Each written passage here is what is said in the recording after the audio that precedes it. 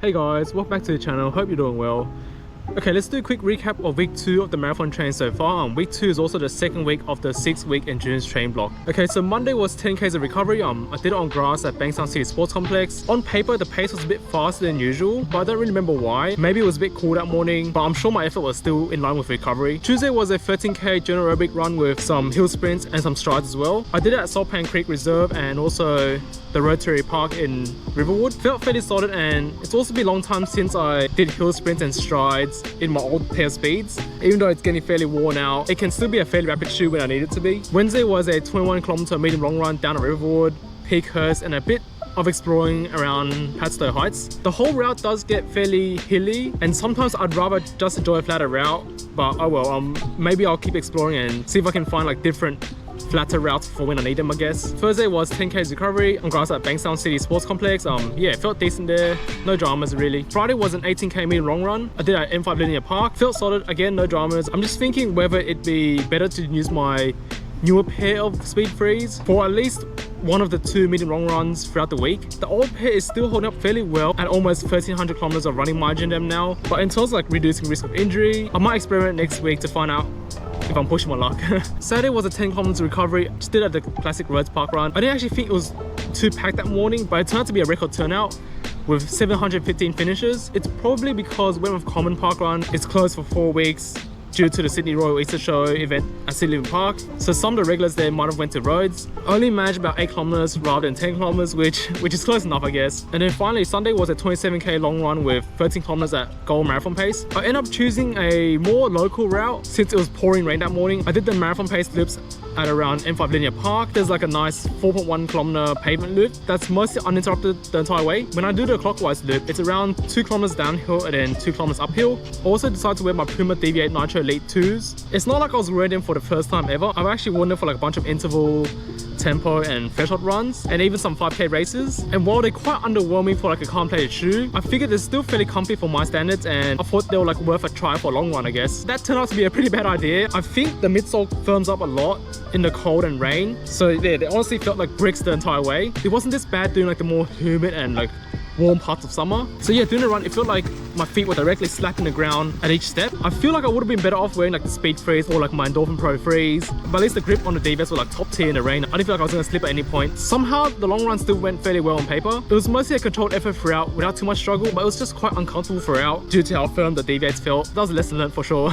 Overall, the total march for week 2 was about 106 kilometers, and it went fairly well except for Sunday's long run, I guess, where my feet and legs were a bit more beat up than usual afterwards. I had to focus a bit more on the usual recovery stuff like foam rolling, self-massage and stretching the evening, I guess. Anyways, let's quickly talk about structuring and training and also why it matters. Okay, so a bit of history here. In my early days of running, I do like 3 runs a week on Monday, Wednesday and Friday with like a day rest in between. Over time, I just increased the distance or duration of each run slightly until I eventually managed to do like a half marathon without stopping. Somehow I didn't really get injured in my early days, maybe because I still had some strength gains from like gym days before I quit. So my running performance did improve for a good while before it plateaued at some point. I found this out when I tried to do a random marathon out of nowhere for the first time ever in rainy weather, and I had to just call it a day at around 27K after like hitting the wall. Afterwards, I started doing like 4 runs a week, so 3 shorter runs and then a long run on Sunday. And yeah, that's pretty much my training structure for like a while. And then like half a year later, I decided to follow a training program for the first time ever for what I was hoping to be my first solo marathon. Anyways, I noticed a few things. Firstly, it was like a 16-week program,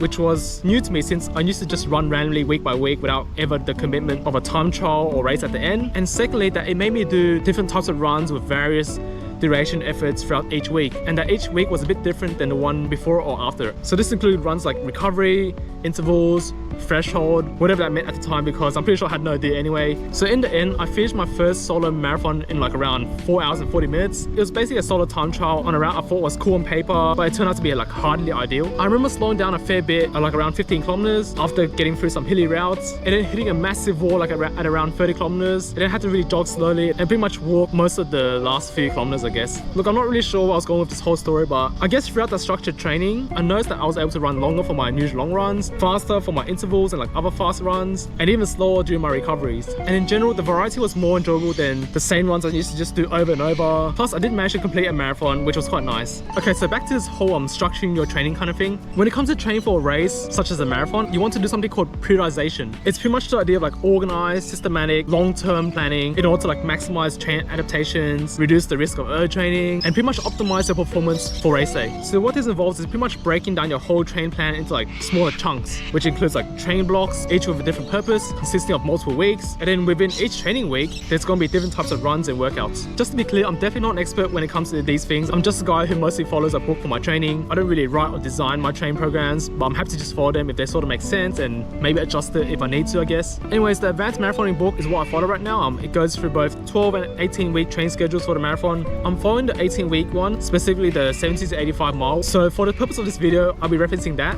I'll try to summarize it a bit and also give you guys some of my interpretation on how it all works, I guess. Okay, so the 18 week schedule is broken down into 5 train blocks. So the endurance train block goes for 6 weeks, and the focus is on like gradually increasing mileage and getting you used to like longer runs to pretty much improve endurance. There's plenty of medium long runs, general aerobic runs, and even like lactate threshold runs, plenty of recovery runs, and some hill sprints and strides, but there's no interval sessions in this block. There's also a recovery week on a 6th week with slightly lower mileage than the previous weeks. And then you have the lactate threshold plus endurance block, which goes for 5 weeks, and the focus is on improving your lactate threshold, which I'll talk more about a bit later, as well as endurance as a secondary objective. So it's very similar to the endurance block, but with a few more lactate threshold runs and like 1 interval session, all while the mileage is still gradually increasing. There's also a recovery week on the 4th week with slightly lower mileage than the previous weeks. And then we get into the race preparation train block, which goes on for 4 weeks. The focus is on increasing VO2 max and pretty much getting used to feeling fast and being more efficient while fast. So there'll finally be some interval sessions. There's also tune-up races so that you can get used to racing conditions. I think by the time you reach this train block, you will have built like a massive aerobic base, and you'll likely be feeling kind of fast and fit,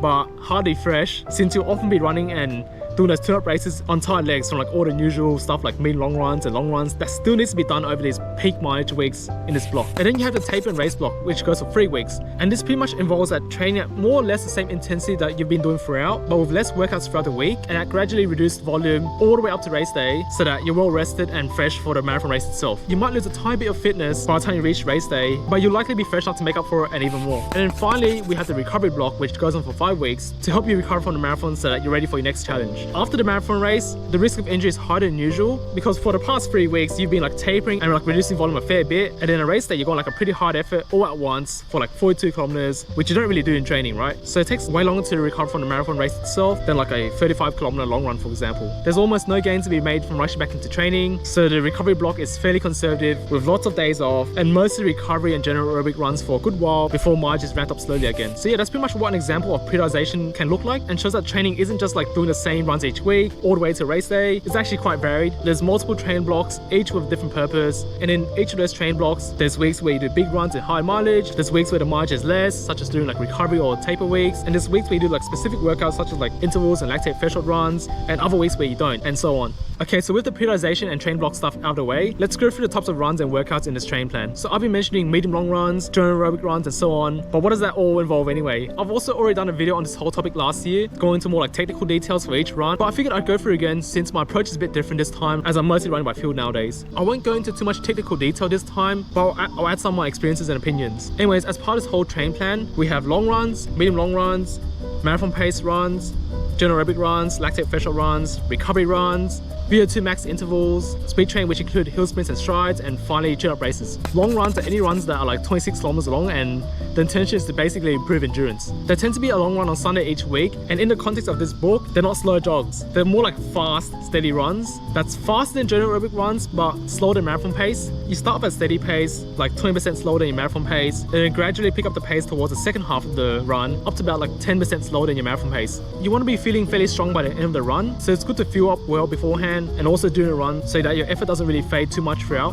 For me, that means having like a substantial pre-run meal and also like carrying water throughout. I always carry water during my long runs in the form of like a soft flask, but I don't really use any gels during my long runs, mostly because I feel like I haven't needed to. Plus my pre-run meals are fairly substantial anyways, but I do occasionally practice taking gels so that I'm used to it on race day. It's also good to simulate the race course profile. So if your marathon race is going to be hilly, make sure to get used to some hilly long runs. Even if it's not a hilly race, don't be afraid of hills as they really help build strength, but don't do too much to the point where like, you know, impacts recovery or performance, I guess. I also have like a little threshold heart rate that I try not to go above during my long runs, because I found from experience that I'll start fading pretty quickly if I hover around there for even for like just a few minutes. And for me, that's around like 170 beats per minute. I usually don't reach 170 beats per minute during my long runs, except for when I lose a bit of focus and go up like a really long steep hill too quickly. I tend to just slow down a tiny bit at that point so that I don't go overboard, and yeah, it should be fine afterwards. I usually wear my newer pair of Saucony Dolphin Speed 3s for long runs. It does get a bit mushy after like the first hour, but I'm not too fast because the fit and the ride remains generally comfortable for the duration of the run, which is pretty important when you're on your feet for like over 2 hours for like a sustained effort. Because long runs are scheduled on Sundays, I can afford to go a bit further from my place. So I usually do them on like long extended routes, such as like Cooks River, Sydney Park, Parramatta to Liverpool Rail Trail, Smithfield, and so on. Okay, so medium long runs are any run between 18 to 26 kilometers. They're practically the same concept as long runs. They're pretty much there to reinforce the gains from your long runs. And in the first half of the whole train plan, there'll often be weeks where you do like medium long runs like twice a week, although they become less frequent in the second half so that you can like focus your energy on other like marathon specific stuff, I guess. I haven't really needed to carry water for my medium long runs, but I might experiment soon and see if it helps with performance. I usually wear my older pair of Saucony Endorphin Speed Frees for medium long runs. It just gets the job done, although I might just start using my newer pair in case I'm pushing my luck with my old shoe, you know, risk of injury and stuff. Because medium long runs are mostly scheduled on weekdays, I usually do them around my area for convenience, particularly around Riverwood, Peakhurst, M5 Linear Park, and maybe sometimes George's Hall. It can get quite hilly around those routes, but yeah, it can't be helped, so yeah, I'm not too fast, I guess. And then you have your marathon pace runs. These are long runs where you're supposed to do your goal marathon pace for a good chunk of it. You start the run like you usually would for like a long run, and then run the last portion at goal marathon pace. For example, if the schedule says 29 kilometers with 16 kilometers at marathon pace, then you do the first 13 kilometers at like long run pace, and then the last 16 kilometers at marathon pace. I also think you don't need to be too strict on where the marathon pace portion is, even though it's good to have it towards the last portion. In that example, it's probably okay to do like 10 kilometers at long run pace first, and then 16 kilometers at marathon pace, and then the last 3Ks at long run pace again. If that's what you need to do for your route, it's probably fine. Marathon pace long runs are also a good way to practice pace, form, gear, and so on for race day. And of course, it's good to like simulate race course profile as well. There's only like 4 marathon pace long runs in the entire 18 weeks train plan, which honestly isn't a lot. I feel like there should be more so that you're used to the pace or effort that you're targeting for race day. But at the same time, you don't want to be doing marathon pace too often to a point where like it affects recovery or like performance for your other runs throughout the week. I'm honestly not sure what to make of it just yet. I'll have to see if I can experiment throughout this entire train plan and maybe add more marathon pace efforts. I'm mostly doing by feel, so in my mind, it's a bit faster than long run, but something I have to hold for like about 3 hours. So it's not super comfortable by any means, but it shouldn't be a struggle either. I think it's okay to wear your fast carbon-plated shoe or race shoe if you need to, so that you can hit your goal marathon pace or effort and get used to it as well. For example, I might wear my Saucony Endorphin Pro Frees. However, I think it's also okay to do them in your long run shoes if that's what you prefer, just to build strength, I guess. These days, I prefer to do my marathon pace long runs at areas with basically no roads to cross, at least the marathon pace section, I guess. So that includes stuff like M5 Linear Park and Paramount Park. M5 Linear Park has a nice 4K loop, 2K mostly downhill, and then 2K all uphill. But then Paramount Park is a loop that's a bit over 3Ks with about 1K uphill and then like 2Ks downhill. And then we have general aerobic runs. These are pretty much moderate effort runs up to like 16 kilometers. General aerobic runs are there to like pretty much enhance overall aerobic conditioning by boosting your training volume. Since they're quite aerobic and like fairly low impact, they're slower than long runs, but they're faster than recovery runs. Sometimes they also come with speed training at the end, so like pretty much hill sprints and like strides. I usually wear my older pair of Speed Frees for my general aerobic runs, and since they're usually scheduled weekdays and aren't too long, I just do them fairly close to my area, so basically Riverwood most of the time. And then we have lactate threshold runs. Okay, firstly, to be honest, I'm not really sure what lactate threshold really means. I think it's pretty much getting used to train at higher intensities and aerobic levels so that you're more efficient at using oxygen as an energy source for longer periods of time before your body burns more carbohydrates as an energy source. As you burn carbs, a bit of lactic acid is produced, but at the same time, your body tries to flush a bit of it as well, but often at a rate that's not enough to fully clear it. So once it becomes too much, you'll find it harder to run efficiently up to the point where you hit a wall, I guess. There's a fine line right before that happens, right before that wall, and that's the lactate threshold, I think. And I believe part of it is genetic, and also part of it is something that you can sort of train up to a certain point, which means as you train and increase your lactate threshold, you won't be hitting it too often, and when you do, your body can sort of flush a bit more lactic acid over time, delaying time before you actually hit the wall. So the reason why lactate threshold is important for marathon training is because you do your whole marathon race below lactate threshold. The whole race should be aerobic anyway. Okay, so back to lactate threshold runs. They're basically fast, high-level aerobic runs that are done at basically your 1 hour max pace for like at least 20 minutes. The intention is to improve your upper aerobic levels and basically your marathon pace as an extension. It's a bit faster than your marathon pace, a bit slower than your 10K pace, and even slower than the pace at which you do your intervals. So as long as you're somewhere in that nice middle ground, it should be fine, I think. Unless you get a lab test or have those lactate measurement devices, you won't know your exact lactate threshold value. But I think that's okay because as a casual runner, you probably don't need to get too close to lactate threshold to get the benefits from doing the lactate threshold runs anyway. So the training plan has you doing like lactate threshold runs continuously in one go. go. For example, a 16k run with 8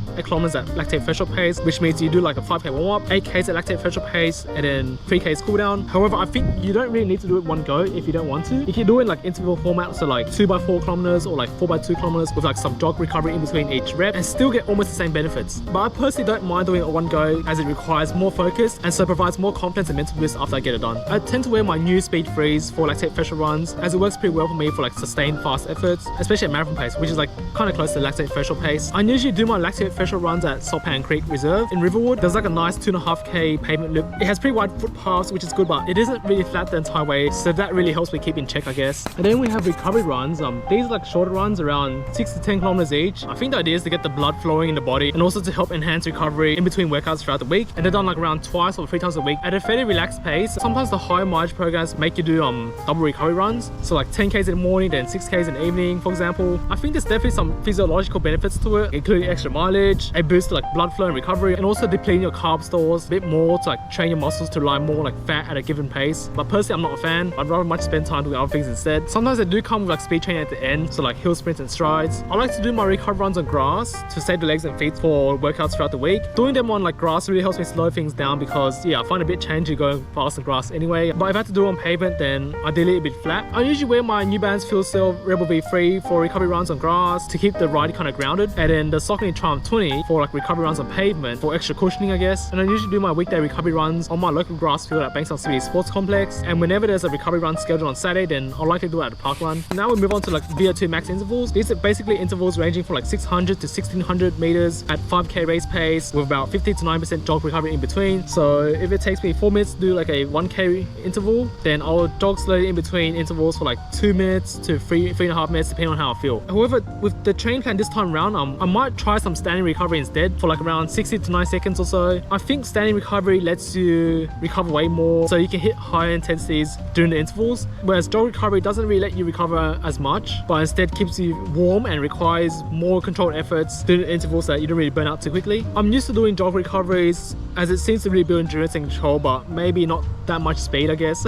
There's not that many VO2 max intervals prescribed in this whole training plan. In fact, there's pretty much like none in the first half, which is like 9 weeks. Then there's about 1 interval session each week during the race preparation train block. Based on the book, I think the idea is that going too fast too often in the context of intervals isn't too important for marathon training, and that it's better to build endurance and like faster paces at lactate threshold, as in like the more marathon specific stuff, because the marathon itself is done at below lactate threshold pace. There's definitely truth in this, but I'm not really sure. I'm not really expert in these kind of things. I tend to wear my newer pair of Speed Freeze for my intervals. It's not my fastest shoe, but gets the job done just fine. Similar to my lactate threshold runs, I usually do my intervals at that 2.5 kilometer pavement loop around Saltpan Creek Reserve in Riverwood. It'd be nice to go somewhere flatter to get these intervals done, such as like on a running track, but I haven't really figured that out in terms of my schedule just yet. Then we have speed training, which includes like hill sprints and strides. They're prescribed like once a week at most, and they're a fairly easy way to build some leg speed, I guess. It's usually like 6 to 10 reps, sometimes after like a recovery or general aerobic run. Strides are usually just 100 meters in length on anywhere super flat, where you accelerate close to your full speed for the first 70 meters, and then you sort of hold it for a bit and then slow down towards the end, and then you just walk or jog slowly back to the start or a bit more, then repeat. You want to be almost fully rested in between each rep so that you can like really focus on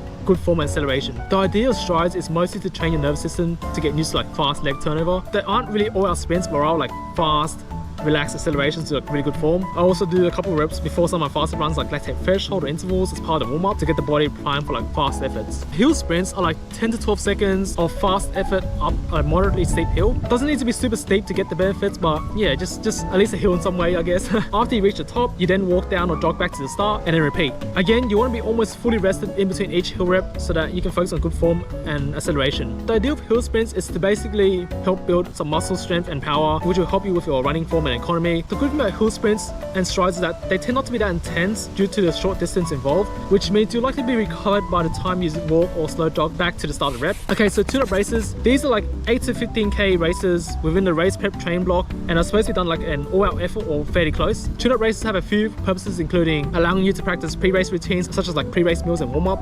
They provide a benchmark of your fitness so you sort of know where you're tracking as part of your training so far. It also lets you experience the nerves of racing so that you're hopefully less anxious by the time you reach to the actual marathon race. There's like 3 tune-up races in the entire 18-week train plan. 2 of them are in the first and the third week of the 4-week race preparation block, and the final one is the first week of the 3-week taper block. I usually just go for 10k races and local ones hosted by those big running groups such as like Sydney Striders, SMC, Westie Joggers and so on. But it looks like this year none of my scheduled tune-up races in the train plan align with any local 10k events around, so I might have to like try something else to see how it goes, I guess. You're often doing these tune-up races while fatigued or on tight legs, but because the race distance isn't too long, like 15 kilometers or above, it generally takes less out of you and requires less tapering and field days to recover, while still providing a decent train stimulus and a mental challenge. Doing well in these tune-up races helps build mental toughness and confidence that might come in handy when things get difficult in the later parts of the actual marathon race. Anyways, I hope all of that gives you guys a bit more insight into how marathon training can be structured in a certain way and the types of runs and workouts that involve. As an example, in the context of the advanced marathoning book, it might not be the best way to train, but it might not be the worst either. I find that it's definitely better than what I used to do in the early days. At the end of the day, it's still a book written for the masses, so while the train plans are simple and solid, they're actually not that flexible and also might not suit your needs and preferences. Beyond that, there's still lots of like useful concepts, but some things may require like further research and like individual adjustments. I personally don't mind following the train plan for now, but I might try experimenting with a bit more as I go. Anyways, if you're interested or keen to find out more, feel free to check out the book someday for your own marathon training. And if you can't get your hands on the book, you can like message me on Instagram or something and I'll see what I can do, I guess. But yeah, other than that, that's pretty much all that's safe for now. Thanks for watching. I'll see you guys next time. Bye.